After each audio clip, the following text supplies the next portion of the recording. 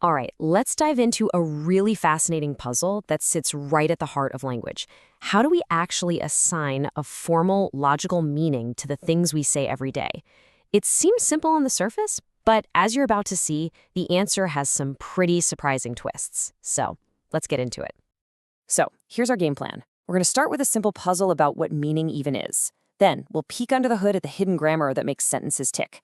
From there, we'll check out two really powerful but different systems for thinking about logic, see how one small shift in thinking just blows the doors open, and finally, we'll reveal the secret that ties it all together. You know, language can feel kind of messy and intuitive, right? But deep down, there's a logic to it. The big challenge has always been figuring out how to build a formal system that can capture that logic without, squashing all the richness of what we're actually trying to say. And this, right here, is the fundamental question. What does a sentence really mean? When you say something, what is its actual logical essence? What does it point to out there in the world?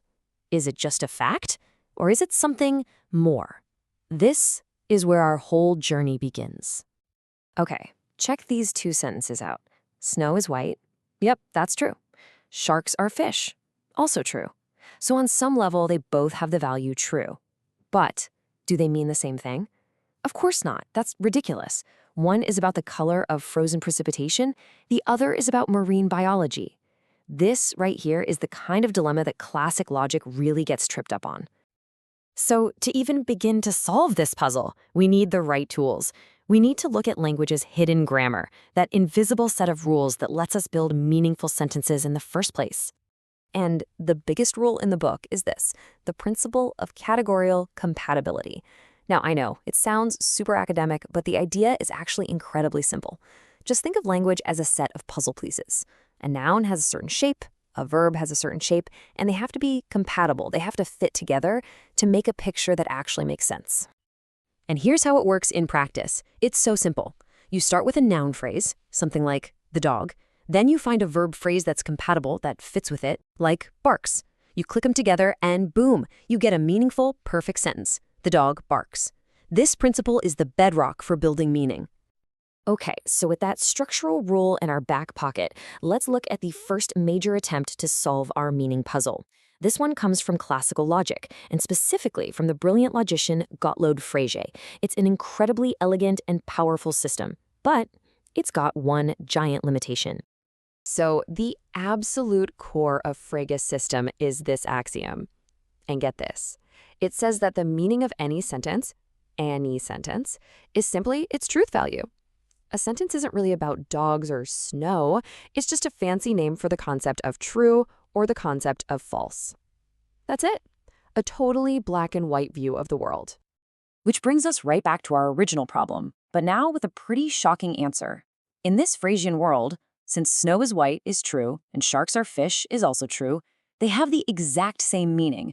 They both just point to this one abstract thing called true. All that rich, distinct information about snow and sharks, it just gets erased. This table really lays out the two paths we can take. You've got Fregean logic, where sentences just mean true or false. And then you have this alternative we're about to explore, Non-Fregean logic, where sentences point to something way more interesting, the actual situations they describe.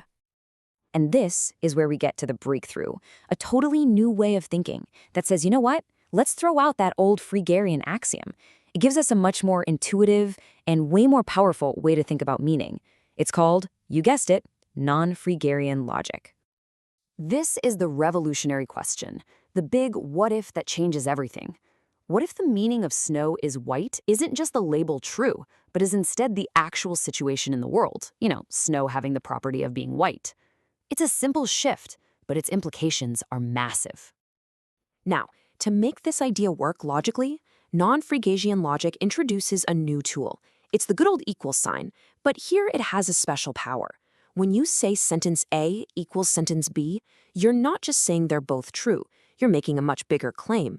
You're saying they both describe the exact same situation in the universe. So let's go back to our example one last time. With Non-Fregean logic, the puzzle is finally solved. Snow is white describes one situation. Sharks are fish describes a completely different situation. They are both factually true, but they are not identical. Their unique meanings are totally preserved. Problem solved. Okay, so why is this such a big deal? I mean, we solved a neat little puzzle, but what's the payoff? Well, the payoff is that this new framework gives our logical language a massive upgrade in what it can do, in its expressive power. And it's only fair we give credit where it's due. This whole approach was really championed by the Polish logician Roman Suszko, so it's often called Suszko's logic. The more formal name is sentential calculus with identity, or just SCI for short. So here's what we gain. With this new logic, we can finally tell the difference between different true statements. We can reason about not just if a sentence is true, but also what that sentence is actually about. This lets us build way more powerful and nuanced logical systems, and it opens up a whole universe of meaning beyond a simple true or false. Okay, let's tie all of this together.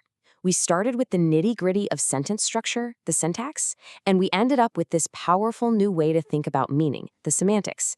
So what's the secret that connects them? And here it is, the big takeaway. That principle we started with, categorial compatibility, the one about puzzle pieces fitting together, that's the bridge.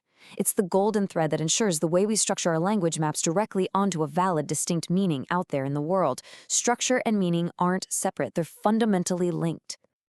The whole shift from Fregean to non-Fregean logic can really be summed up by this one idea.